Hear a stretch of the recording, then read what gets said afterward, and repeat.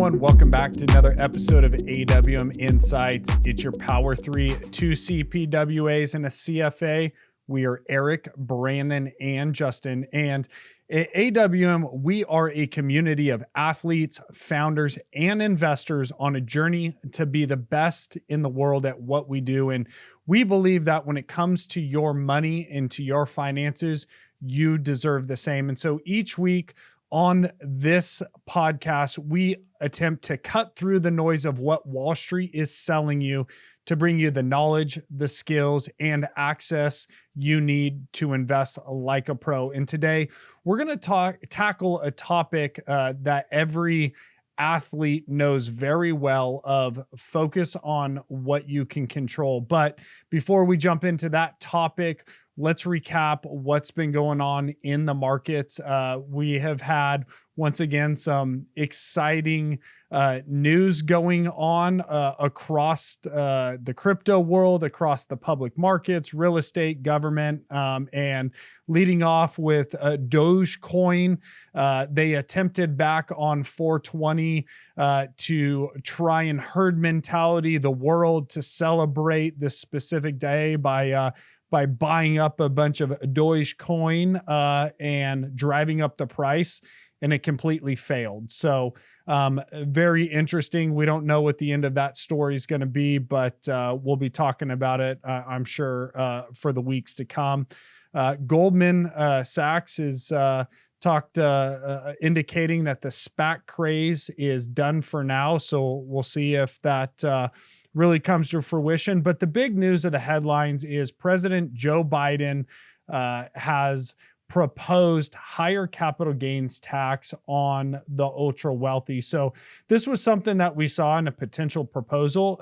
To be very clear, this is not enacted law at this point. So what he is talking about is changing from the advantageous capital gains rate to ordinary income rates for individuals with earnings of $1 million or more. And so we're going to talk a lot about that here in this podcast and definitely in the weeks to come. And then on the good news front, as vaccines continue to roll out, we continue to see unemployment numbers dropping. So definitely some good information on that side. But with that, let's jump into the conversation that in the midst of seeing these markets where we're at an all-time high last week to all of a sudden we may have some pullback in certain sectors or type of the investments, and now taxes once again at the forefront of the conversation. As an investor, what really can you control?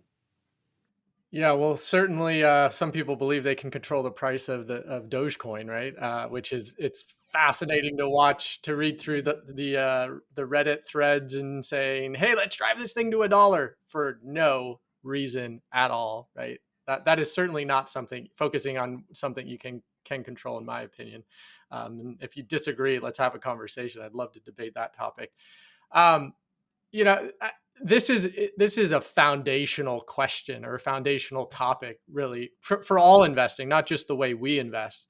And I think one of the most important questions to ask yourself first and foremost is, what are you trying to accomplish? When you're coming to the table to invest, why are you doing that?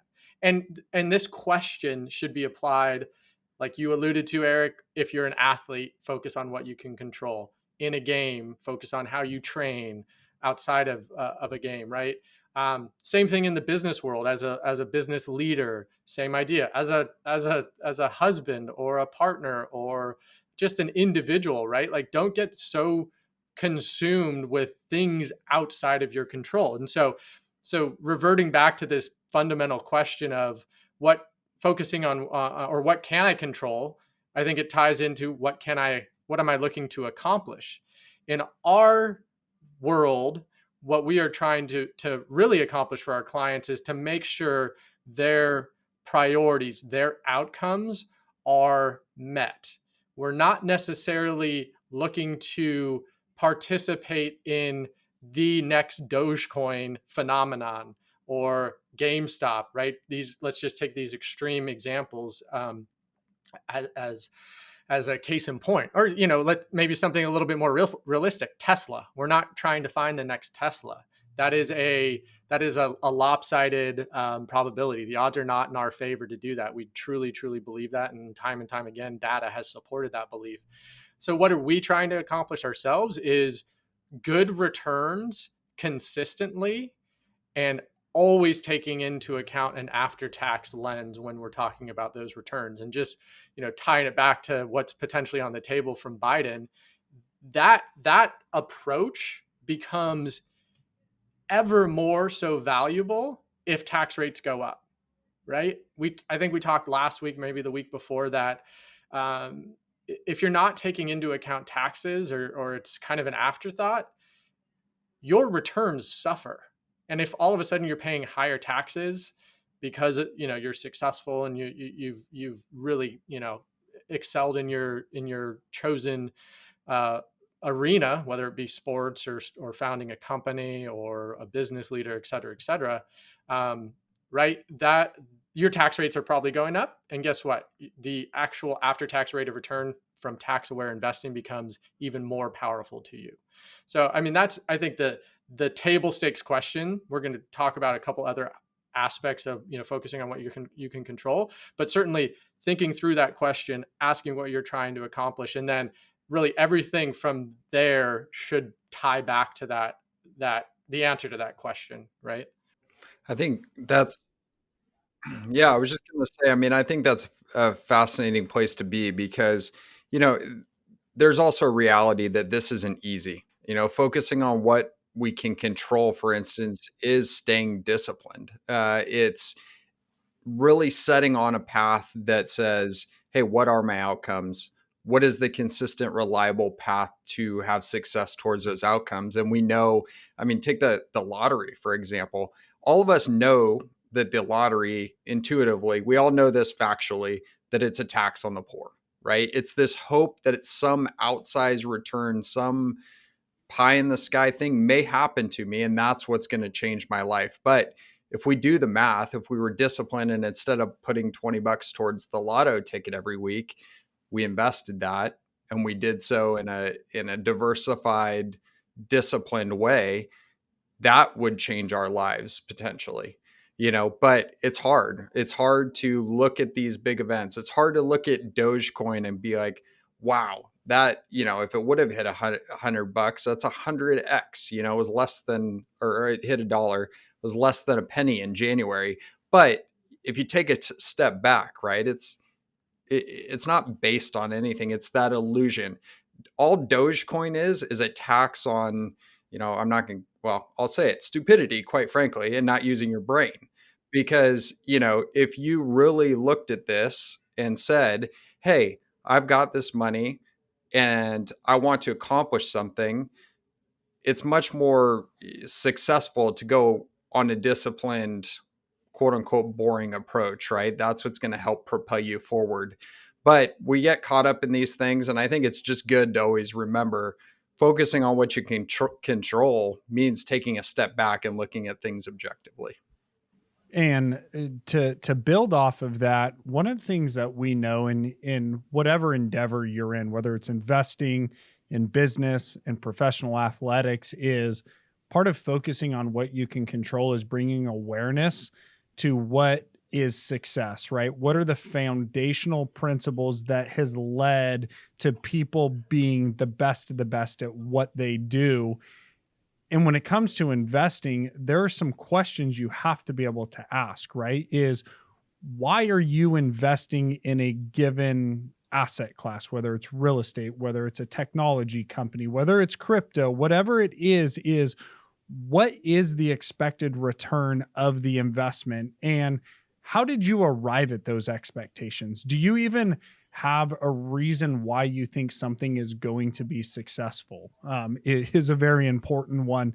The other thing is what are the range of outcomes? What's the worst thing that can happen if I deploy my money? This is something that you've worked extremely hard for, that we want to make sure you're rewarded for the risk that you're taking. And then how does this fit, back to Justin's point, how does this fit in my overall plan? So we as human beings, we choose to treat things very fragmented at time, right? Our health, we might be hyper vigilant on going to the gym every day, but then we don't sleep and we don't have good nutrition. You are not a healthy individual just because you go to the gym every day, right? It's the same thing when it comes to your investments. Just because you're focused on, hey, I'm going to make this one investment, well, your definition of success is actually your net worth. Did my net worth increase and did my after tax return increase in aggregate? It's not just looking at them individually. And so, really having this foundation to say, what is in my control? And one of the things that I've found really head scratching is probably the way to say it lately is I've had so many conversations around whether it was GameStop or this Dogecoin mania craze, the NFT craze. And a lot of times it's from individuals who I know by reviewing their past portfolios or tax returns, literally have left hundreds of thousands of dollars on the table because they didn't actually do what was in their control. They didn't take care of tax loss harvesting last February. And so they're trying to get rich quickly. They're always focused on what's the next big investment, yet literally real money that they had control that they could have done something about, they've completely laid to waste. And so it's like eating your vegetables, right? This is, to me, the things that are in control are so unsexy in the investment world, but a lot of times it's the biggest impact. Did you get your 8 hours of sleep? Did you eat your broccoli, right? Did you make good, consistent, boring decisions day over day in? And that's where really when it comes to the investment side is it's really having a plan, understanding what success is and staying consistently on that path. Yeah, and I'm going to get a little philosophical here, right? Where um, if you take a step back, almost everything we do, at least this is my belief, as humans, that's worthwhile when you look back, right? Hindsight always being 2020, takes that discipline, takes the focusing on what you can control. It doesn't happen overnight, whether it's your interpersonal relationships with friends or spouses or interpersonal business relationships, right? It's not just this overnight get rich quick, playing the lottery, right? I want to kind of applying this to the actual markets. One of our contacts in the venture capital space made a similar comment, right? Where he's talking about diversifying within venture capital, which is still a risky proposition in and of itself, but diversifying still makes a lot of sense there. And the rationale, the reason behind it is, hey, you kind of speaking through the lens of an athlete, you as an athlete hit the lottery already once, right? You guys are at the top of your chosen field, and you're being compensated very, very well for that. Why would you go and try and hit the lottery twice by concentrating your wealth in a whether in this case it was a specific venture capital investment, a single company or something like that, right? And instead of spreading it out across a number of different companies or a number of different venture capital firms to get even more exposure. Let alone, let's not even get into the Bitcoin crypto side of things, because that's certainly top of mind for everyone right now. If you're playing in that game and you're doing so in a reckless way, you're trying to hit the lottery twice, which is an incredibly low probability outcome, right? Likely outcome. So again, it having a plan in place, focusing on discipline, eating your vegetables, as Eric highlighted, is a great analogy, right? To really truly have consistency, as opposed to one good return this year because you picked the right stock. That is what really matters, right? That consistency, that long-term application, that plan for the next 10, 20, 30 years. And in a lot of cases of our clients, it's the multi-generational plan. And how do we make sure that this is systematically applied across generations, right? Regardless of who's in the White House, what tax rates are. It's something we certainly take into account. We're always analyzing and figuring out, okay, is there a better way to address after-tax investing given the playing field? But let's have a plan in place today that is based on some sort of fundamental due diligence. And this applies to, active managers as well. If you're going to do that, apply some fundamental due diligence, focus on what you can control. We don't necessarily subscribe to that concept of trying to predict the future per se, but it applies across, like I'm kind of saying, across both investing, your personal life, your professional life, et cetera, et cetera. I think that's a really important point too. Just, really quickly, I think you have to be honest with yourself too, right? We're talking about focusing on what you can control. Be honest with what you actually want. I think there's people that want long-term success. I want to be able to provide for my family now. I want to be able to provide for future generations. And then there's maybe not something that we would all agree with. I know we wouldn't agree with, but if you just want to be famous, you want to spend 50 grand a month on your apartment and you want everybody to think you're a baller and you're going to invest the majority of your wealth in some speculative stuff like crypto or, individual single companies, public or private, and you're willing to risk it all. And you know what, when you're out of the limelight, if it doesn't go well, you're in a 2-bedroom apartment that you're renting because you can't afford anything else, but you had a great time while it lasted. I mean, that's at least it's a plan, right? And you get to control some of that. I would venture to guess that if you really looked at that, and I'm somewhat saying that tongue in cheek, but there are people that I think that's the value to them, right? But I think when you take a step back, if you really look at it, is that really what you want? I would challenge people that are living that life that are, not that's their plan right now. That's the plan that they've chosen to take a step back and say, you know what?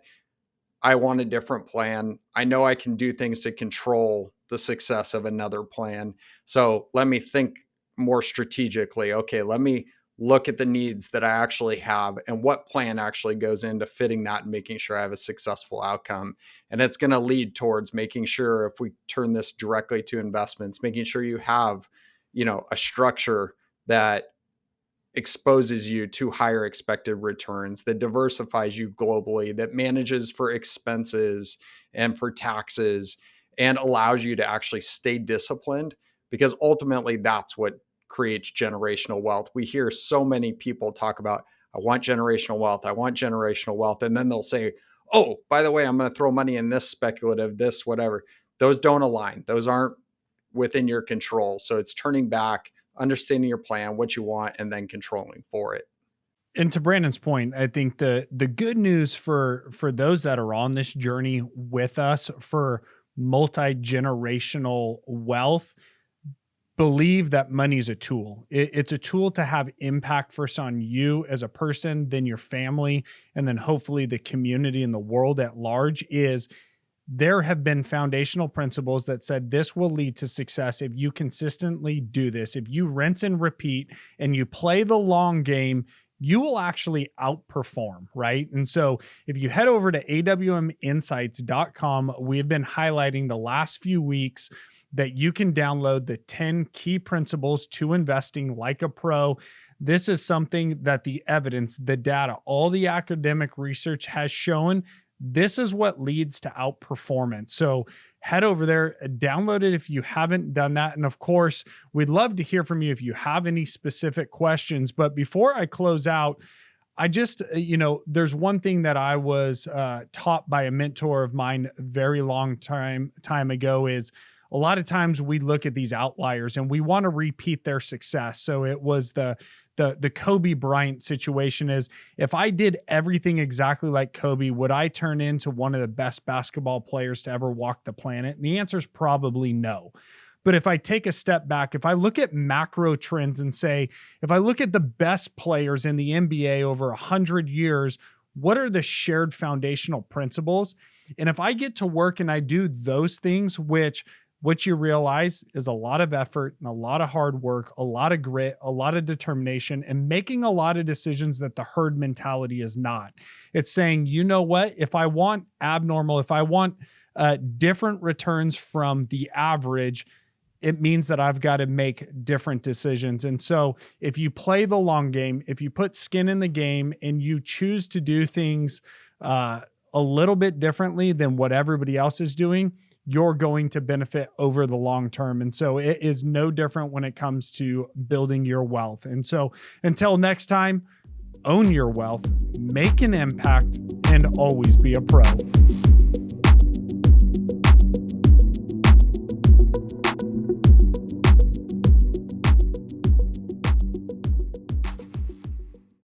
The information in this podcast is educational and general in nature and does not take into consideration the listener's personal circumstances. Therefore, it is not intended to be a substitute for specific, individualized financial, legal, or tax advice. To determine which strategies or investments may be suitable for you, consult the appropriate qualified professional prior to making a final decision.